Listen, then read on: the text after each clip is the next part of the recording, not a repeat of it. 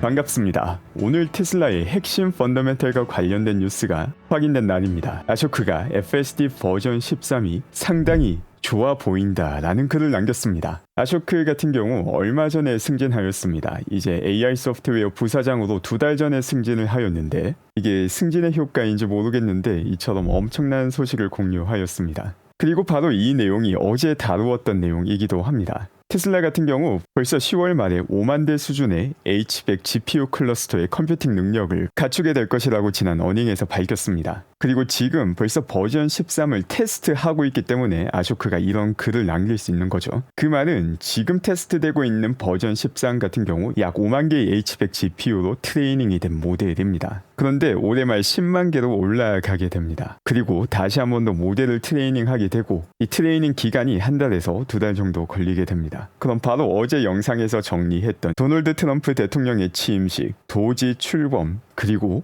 10만 개의 H100 GPU로 트레이닝된 모델의 출시가 한 번에 이루어지게 됩니다. 여기에 대한 맛보기가 10만 개가 아닌 약 5만 개의 H100 GPU로 트레이닝된 버전 13입니다. 그런데 이게 벌써 뛰어나다 10만 개의 H100 GPU로 트레이닝된 FSD 같은 경우 사실상 로보택시 혹은 무감독 자율주행이 시작될 확률이 아주 높다는 걸 볼 수 있습니다. 버전 13은 벌써 시작되어 있는 거고 무감독 FSD 혹은 북미 전역에서 사용 가능한 로보택시 같은 경우 이게 내년 상반기 일입니다. 빠르면 3개월 아니고 조금 늦는다 하더라도 내년 2분기에 일어날 수 있는 일인데 이게 현실적으로 일어날 수 있는 일이다라는 걸 인지하거나 이해하는 사람은 1%도 채 되지 않는 상황입니다. 그동안 테슬라의 주가를 보게 되면 이제 정치적인 요인으로 인해서 많이 압박을 받았었죠. 이때 중요했던 게 펀더멘털입니다. 펀더멘털이 좋은데 주가가 낮으니까 계속해서 사 모으는 것이고 정권이 바뀌자마자 펀더멘털에 걸맞는 수준으로 회복되는 걸 보았습니다. 그리고 지금까지 인정받은 펀더멘털 같은 경우 앞서 말씀드렸던 미국 전역, 북미 전역에서 사용되는 로보택시와 무감독 FSD는 아직까지 제대로 인정을 받고 있지 못한 상황입니다. 그런데 이번 버전 13을 통해서 그 성능이 인정을 받는다. 일론 머스크가 말한 5조 달러의 시총 혹은 주당 1,500불 불가능한 일이 아닙니다. 이번 버전 13과 관련된 성능이 확인되는 순간 이런 미래에 대한 밸류에이션이 차츰차츰 들어가기 시작하는 시점이 됩니다. 만약에 내일 땡스기빙에 버전 13이 배포가 되어서 한 단계 높아진 성능이 확인되게 된다면 테슬라 주가 역시 FSD가 가져올 1,500불 중에서 일부를 가져갈 수 있게 되는 것이고 내년 2, 3월달 10만 개의 H100 GPU로 트레이닝된 모델이 나오는 순간 로보택시가 만들 미래에 대한 확신이 더 커지게 되며 5조 달러 밸류에이션에 더욱더 많은 부분을 가져오게 됩니다. 지금 테슬라의 FSD만으로도 얼마나 큰 성과를 내는지는 너무나 분명합니다. 지금 보시는 영상 같은 경우 92세의 할아버지가 FSD 덕분에 다시 운전을 하는 모습입니다. 단순하게 시간이 지났다라는 이유만으로 운전을 못하게 되는 분들이 많은데 현재의 자율주행만으로도 노인층에게 다시 운전을 할 수 있는 자유를 되돌려주며 그리고 조금만 더 시간이 지나면 운전할 필요 없이 자율주행을 통해서 누구나 차를 탈 수 있는 시대가 열리게 되는 것입니다. 지금까지의 고정관념이 운전은 사람이 해야 된다는 것인데 실제 사람이 운전하는 것을 보면은 개판인 경우가 너무나도 많습니다. 이렇게 개판으로 사람이 운전을 한다 하더라도 이조차도 하드웨어 3를 사용하는 지금 버전의 자율주행만으로도 잘 대처하는 모습을 여러 번 볼 수 있습니다. 역시 하드웨어 3에 12.5.4.2가 사용되고 있는 모습인데 앞쪽 차량이 멈춰 있다는 것을 일찌감치 파악하고 차선을 변경해서 예외적인 상황에서 잘 대처하는 모습을 볼 수 있습니다. 지금 보여주는 이런 인상적인 내용도 많지만 현재 버전에서는 여전히 실수하는 부분도 간혹 보이곤 합니다. 그렇기 때문에 이 다가오는 버전 13이 중요하죠. 그 빈도가 얼마나 많이 줄어드는가. 사람이 실수하는 것보다 더 적은 실수를 하는 시점에서 사실상 자율주행이 더 안전해지는 시점이 되고 버전 13 초기 버전은 아니더라도 10만 개의 H100 GPU를 통해서 트레이닝된 모델이 나오는 2월에서 3월 정도면 충분히 완성될 가능성이 높은 상황입니다. 그리고 지금 보시는 거는 테슬라의 비전 오토파크 기능입니다. 비전 오토파크는 카메라만으로도 오토파킹이 가능한 기술인데 이 기술은 북미에서 사용된 지는 꽤 시간이 지났지만 이제 다른 국가로까지 추가로 배포가 되고 있는 상황입니다. 그리고 이것보다 훨씬 더 인상적인 기능이 있었죠. 그게 바로 Actually Smart Summon입니다. 미국 같은 경우는 65m 정도 떨어져 있는 곳에 주차되어 있는 차를 버튼만 누르면 내가 서 있는 곳까지 차가 자동으로 나에게 오는 기능입니다. 이게 반대로 진행이 되는 기술을 베닛이라고 합니다. 오토파크 같은 경우 여전히 사람이 차량에 탑승하고 있어야 되는데 베닛 같은 경우 내가 내리고 난 다음에 만약에 Actually Smart Summon 반대로 그대로 진행이 되게 된다면 65m 정도까지 떨어져 있어도 혹은 차에서 내리자마자 베닛 기능을 누르고 그 다음에 쭉 걸어가도 차량이 혼자서 주차하는 기능이 베닛이가 되고 이 역시 버전 13부터 가능할 확률이 아주 높습니다. 이게 테슬라에 투자하다 보면 항상 재미난 순간이 많습니다. 지나고 보면 재미나지만 그 순간을 겪을 당시에는 상당히 억울합니다. 너무나도 명확한 펀더멘탈과 밸류에이션을 측정할 수 있음에도 불구하고 각종 노이즈와 기관에서 주가 내려갈 때 추가되는 헛소리에 의해서 많은 사람들이 얼마나 쉽게 흔들리는지를 보면은 당시에는 참 답답하지만 지나고 보면은 코미디가 따로 없죠. 그런데 그 상황에서 기관은 뭘 했는가? 테슬라 주식을 사 모았습니다. 지금 보시는 게 핀텔 기준 기관 테슬라 주식 보유 비율입니다. 이 자료를 보게 되면 2020년 12월 보유 비율이 한번 크게 올랐고 또 2022년 12월 보유 비율이 한번 크게 오릅니다. 2022년 12월 같은 경우 이때 테슬라 주가가 많이 내려가면서 앞다투어 PT도 낮추고 온갖 헛소리가 많이 나오던 시기였습니다. 그때 기관은 뭘 했다? 주식을 더 사 모았고 지금 현재 기관이 보유하고 있는 테슬라 주식수는 16억 주가 넘어가게 됩니다. 그리고 테슬라 공시 자료를 통해서 확인할 수 있는 유통 주식수 2024년 10월 18일 기준으로 32억 주가 됩니다. 51%가 넘어가는 테슬라 주식을 기관이 주가 내려갈 때 크게 가져갔고 그리고 최근 들어서도 점점 더 담고 있다는 걸 볼 수 있습니다. 이게 보여주는 건 명확합니다. 스스로가 판단 능력이 없고 주가 올라가면 좋은 소식, 주가 내려가면 안 좋은 소식, 여기에 그대로 휘둘린다. 답이 없다는 걸 보여줍니다. 스스로의 판단 능력을 키우지 않으면 주가 내려갈 때 들려오는 안 좋은 소식 혹은 주가 올라갈 때 들려오는 좋은 소식 이게 말이 되는 소리인지 객관적인 사실인지 판단을 하지 못하면 아무리 많은 정보를 듣는다 해도 의미가 없다는 걸 명백히 보여주고 있습니다. 테슬라의 FSD와 함께 짝으로 기대가 되는 게 바로 사이버캡입니다. 사이버캡 같은 경우는 생산 원가 자체가 아주 낮은 차량입니다. 그런데 여기에 중요한 문제가 있습니다. 분명 더 저렴한 차량인데 디자인이 너무 잘 뽑혔다라는 것이죠. 이처럼 제조 원가도 낮고 디자인도 잘 뽑혔는데 벌써 기가 텍사스 주변에서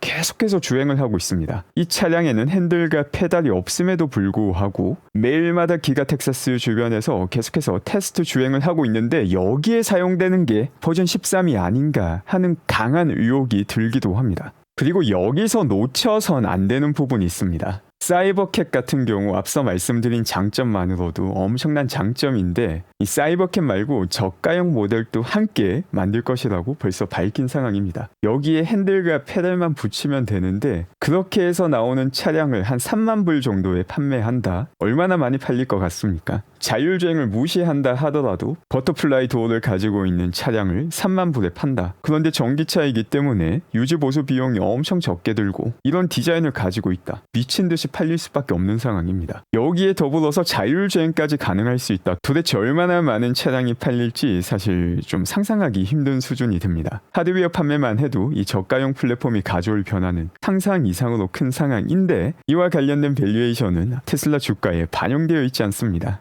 어제 영상에서는 이와 관련된 반영이 2월, 3월 달에 한 번에 몰아서 일어날 수 있다라고 전해드렸는데 버전 13이 올해 배포가 되고 다시 한 번 더 성능의 퀀텀 점프가 확인이 된다면 2, 3월에 반영되어야 되는 부분이 충분히 선반영이 될 수 있는 환경이 되었습니다. 앞서 말씀드린 것처럼 이 저가형 모델을 대량 생산해서 팔기만 해도 엄청난 수익을 볼 수 있는데 일론 머스크는 저가형 모델에 대해서 많이 이야기하고 있지 않습니다. 오히려 사이버캡에 대해서 훨씬 더 초점이 맞춰져 있죠. 그 이유는 명확합니다. 일론 머스크가 감사를 전한 이 글을 보게 되면 자율주행이 가능해지는 시기가 오게 된다면 도대체 자율주행이 안 되는 차를 누가 더 사겠는가? 라고 말을 합니다. 사이버캡이 대량 생산될 시기에서 벌써 무감독 자율주행이 완성될 것이라고 일론 머스크는 생각하기 때문에 굳이 핸들과 페달이 달려있는 저가형 모델에 대해서 크게 이야기할 필요가 없는 것입니다. 앞서 말씀드린 것처럼 99%의 사람은 이게 내년 상반기에 현실이 된다라고 말을 하면 믿지 않을 것입니다. 하지만 일론 머스크 머스크 머릿속에는 벌써 일어난 현실이고 일어날 수밖에 없는 미래인 것이기 때문에 성공이 확정되어 있는 저가형 모델에 대해서 이야기할 필요가 없는 것입니다. 또 기가 텍사스 같은 경우 이 제조 환경 자체도 계속해서 개선이 되고 있습니다. 이 개선에 역할을 하고 있는 것 중 하나가 바로 보링 컴퍼니입니다. 보링 컴퍼니를 통해서 만든 이 터널, 이 보링 컴퍼니의 추가 터널들 역시 올해 말이면 공사가 완료가 되게 되고 기가 텍사스 전체 공정을 더욱더 효율적으로 만드는 데 도움을 주게 됩니다. 이 역시 기가 텍사스에서 보일 수 있는 캐스팅입니다. 하나의 예술품을 보는 듯한 느낌을 주는데 생산 능력이 얼마나 잘 올라가고 있는지, 테슬라의 펀더멘털이 얼마나 튼튼한지를 단적으로 보여주는 사진입니다. 그리고 여기에 더불어서 루머가 확인되기도 하였습니다. 기가 상하이 같은 경우 기존의 모델 Y와 새롭게 만들어지는 모델 Y 주니퍼가 똑같은 생산 라인을 공유한다라는 루머가 들려왔습니다. 만약 이를 공유하게 된다면 훨씬 더 빠르게 주니퍼 모델 Y 대량 생산을 성취할 수 있게 됩니다. 또 여기에 더불어서 신규 모델 Y 같은 경우 바로 내년 1월 달부터 판매가 시작될 수 있다라는 루머가 들어왔는데 충분히 현실성이 높은 루머입니다. 과거 일론 머스크는 어닝콜을 통해서 모델 Y 주니퍼 같은 경우 올해까지 판매가 되지 않을 것이다 라고 밝혔기 때문에 사실 내년 1월이면 충분히 판매가 될 수 있는 상황이며 지금까지 재고 관리 현황을 봤을 때 1월부터 주니퍼가 충분히 판매가 될 수 있는 상황이기도 합니다. 이처럼 1월 달에 신규 모델이 나온다라고 하면은 기다렸다가 이 모델을 사고자 하는 사람들도 분명 있을 수 있지만 연말에 엄청난 프로모션이 진행 중이기 때문에 0% 할부와 $1,000가 넘어가는 추가 할인이 진행이 되고 있기 때문에 주니퍼가 탐난다 하더라도 모델 Y를 아주 좋은 조건에 살 수 있는 환경이기 때문에 여전히 엄청난 판매량이 중국에서 발생하고 있기도 합니다. 그 밖에 중국과 관련된 재미난 내용도 추가로 보겠습니다. 지금 보시면은 중국의 주요 제조업체에서 하청업체에게 돈을 지불하기까지 걸리는 기간을 나타내고 있습니다.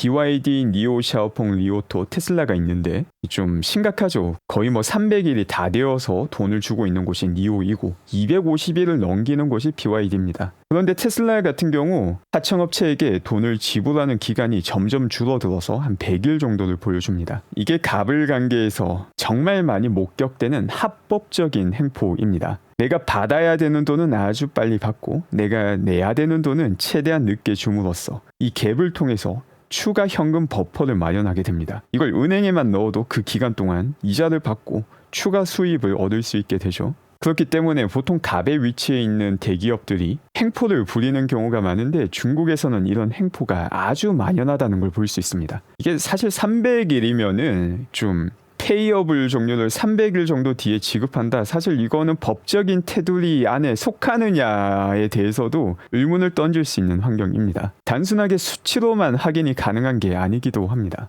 지금 보시는 거는 BYD 부사장 허츠치에게 보내진 문서입니다. 이걸 보면 공급업체에게 10% 원가 절감을 2025년 1월 1일부터 해달라라는 요구를 받고 여기에 대한 불만을 전하는 내용입니다. 이 내용을 보게 되면 BYD를 포함해서 중국의 자동차 산업이 크게 성장할 수 있었던 이유가 아주 공격적인 원가 절감 전략 때문이었습니다. 하지만 이런 원가 절감 전략은 약탈적 가격 책정을 가져왔으며 비윤리적인 비즈니스 관행을 만들었습니다. 이런 전략은 초기에는 수익성이 좋을 수 있으나 산업 전체를 붕괴하게 만드는 리스크를 가지고 있습니다. BYD 역시 산업 리더로서 단기적 이익보다는 장기적 산업 발전에 초점을 두어야 됩니다. 공급망을 착취하는 대신 건전하고 지속 가능한 협력 환경을 조성하는 데 집중해 주십시오. 사실 공급업체에서 이 정도의 내용을 말을 한다. 도저히 견딜 수 없는 환경이기 때문에 비즈니스 관계가 끊길 것을 각오를 하고